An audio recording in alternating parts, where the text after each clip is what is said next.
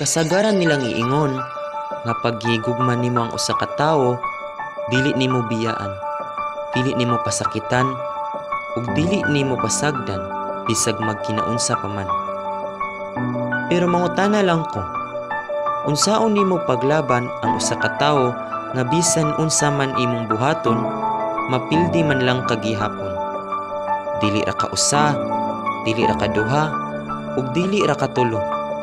Kadaghan na kaayo nimong gipakita sa akoa, naghigugma ko nimo. Inaingon pagani ka ug unsa ko kaimportante sa imuha. Ug kay lagi, pinangga mantika, nituo sad ko, nisalig sad ko nimo.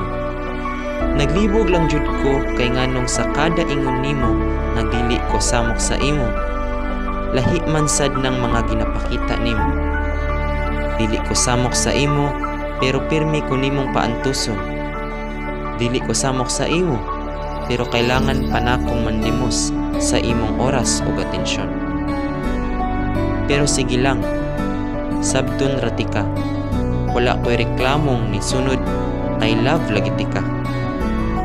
Pero hangtod kanus ako magsigi og sabot nimo, hangtod kanus ako magpugong ug magtago sa akong gibati para nimo. Hangtod kanusa pa man ko magpaabot nimo. Nga unta ang imong mga giingon o gipakita, magtugma na. Hangtod kanusa, palihog intawon tubaga. Kay bisan unsa tika kapinalangga, tao rasad baya ko.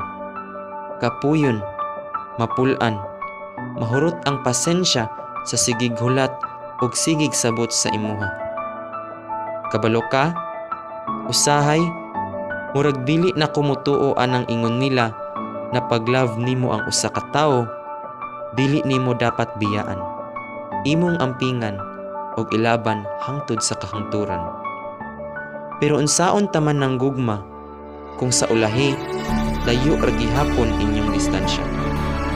Kung sa ulahi wala kaniya gitrato kung giunsa nimo pagtrato sa iyaha.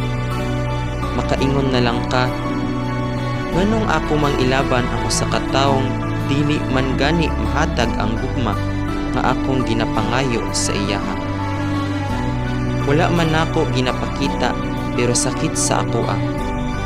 Nga bisan unsa pati ka kaghigugma, bisan unsa pa ka kaimportante sa akoa, dili ko nimo kayang higugmaon ug tagaan og importansya.